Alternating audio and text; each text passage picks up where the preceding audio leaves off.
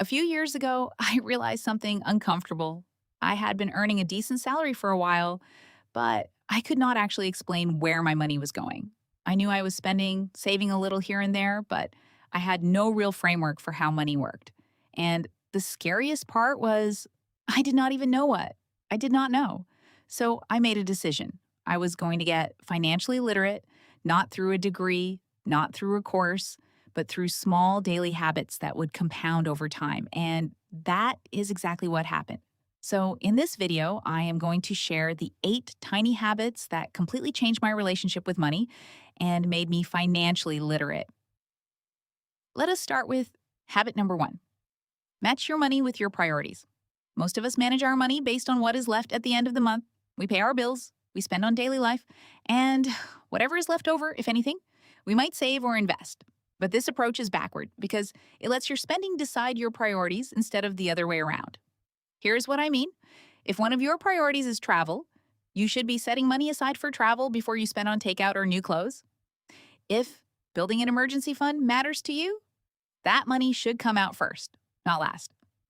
When I started doing this, I sat down and wrote out the 5 things that actually mattered to me: financial security, learning new skills, experiences with people I love, health, and a small amount of fun money for things I just wanted. Then I set up my budget so that those 5 things got funded first. Everything else had to fit around them. And what surprised me was how much easier it became to say no to things that did not align with those priorities. I was not depriving myself, I was just being deliberate. The money that went toward things that did not matter to me was suddenly gone because I had already taken care of what did matter. If you try only one habit from this video, this is the one I would recommend. Write down what actually matters to you, then make sure your money goes there first. Number 2, schedule a monthly money date. I know this sounds simple, and that is exactly why most people do not do it. They think they will just keep an eye on things, that they will notice if something is off. But the truth is, without a regular check in, small leaks in your spending go unnoticed for months. A subscription you forgot about, a utility bill that crept up, a credit card payment that you accidentally set to minimum instead of full. I started blocking out 30 minutes on the last Sunday of every month. I call it my money date. I sit down with a cup of coffee and I go through everything: how much came in, how much went out, where it went, what my savings balance looks like, whether my investments are on track. That is it. 30 minutes, it is not complicated, and it does not require spreadsheets or fancy apps. You just need to look at the numbers. What I found was that the simple act of looking at my finances regularly changed my behavior. When you know you are going to face your numbers at the end of the month, you make better decisions during the month. It is like having a gym session scheduled. You eat a little better the day before because you know you are going to step on that scale. The money date is the same. It keeps you honest without needing to be perfect. Number 3, automate everything you can. This is the habit that made the biggest difference to my finances without requiring any willpower at all: setting up automation. Here's what I did. On payday, the day my salary hits my account, money automatically moves to 3 places. First, my savings account for emergencies and short-term goals. Second, my investment account for long-term growth. And third, a separate account for my fixed bills. Whatever is left in my main account is what I can spend freely. And the key here is that the automation happens before I can touch it. I never see that money in my spending account, so I never have to decide whether to save or spend each month. The decision was made once, and now it happens automatically. This is powerful for 2 reasons. The first is that it removes the temptation to spend. When the money is already gone, you cannot talk yourself into using it for something else. The second reason is that it removes decision fatigue. Every time you have to decide whether to save or spend, you use mental energy. And over the course of a month, that adds up. By automating, you save that energy for things that actually matter. The goal is not to set up a perfect system on day one, it is just to start. Even if you automate $10 a week into a savings account, that is $10 you were not saving before. And that is progress.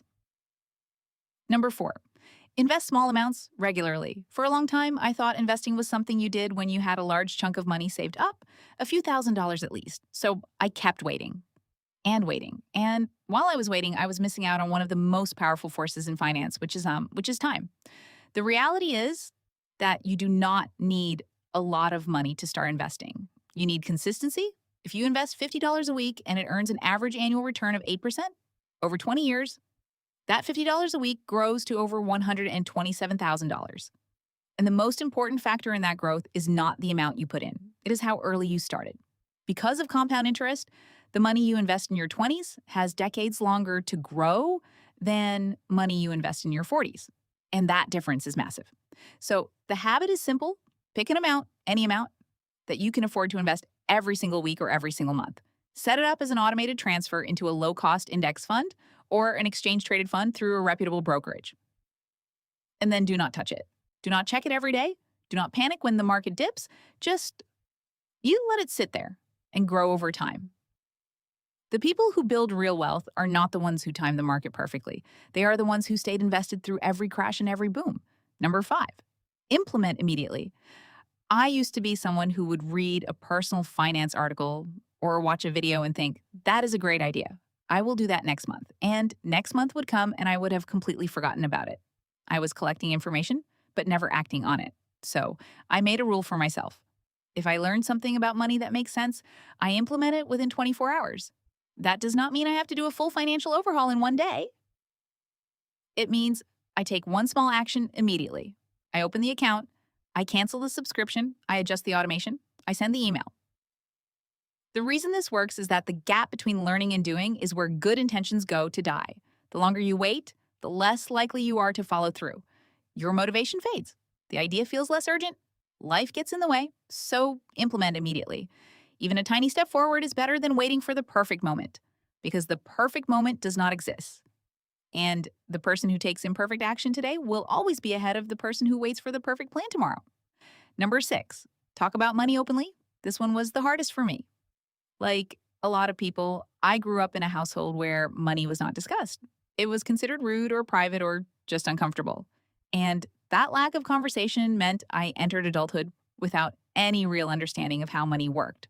I did not know what a good salary looked like. I did not know how much my friends were paying for rent. I did not know what a reasonable amount to save was. I was making decisions in the dark. When I started talking about money with people I trusted, everything changed. I learned that my friend was paying way too much for car insurance and switched providers. I learned that a colleague at work was investing in a simple index fund, and I started doing the same. I learned that my cousin had an emergency fund of 6 months of expenses, and I realized I needed to build one too. You do not have to share your exact salary or your net worth with everybody, but having a few people you can talk to honestly about money removes the shame and confusion that so many of us carry. Find one person you trust and start the conversation. Ask them how they budget or what they wish they had known earlier. You will be surprised how much you learn. Number 7, practice delayed gratification. This is the habit that separates people who build wealth from people who look wealthy but are not. Delayed gratification is the ability to say no to something you want now in exchange for something better later. And it is a skill you can develop just like any other. One technique that helped me was creating what I call the pause rule. Whenever I want to make an unplanned purchase over a certain amount, say $50, I pause for 48 hours before buying it. I add it to a list on my phone, and I wait. After 2 days, most of the time, I realize I do not actually want it. The initial excitement fades, and I see it for what it is: an impulse, not a need. The things I still want after 48 hours, those I consider buying.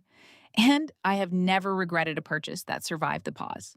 Delayed gratification also shows up in bigger decisions. Choosing to drive an older car so you can save for a down payment on a home. Choosing to cook at home most nights so you can afford a meaningful vacation. Choosing to invest now so you can have freedom later. Every time you delay a small pleasure, you are casting a vote for the person you want to become. And over time, those votes add up. And number 8, spend intentionally on skills that increase your earning potential. Here's something I noticed about financially literate people.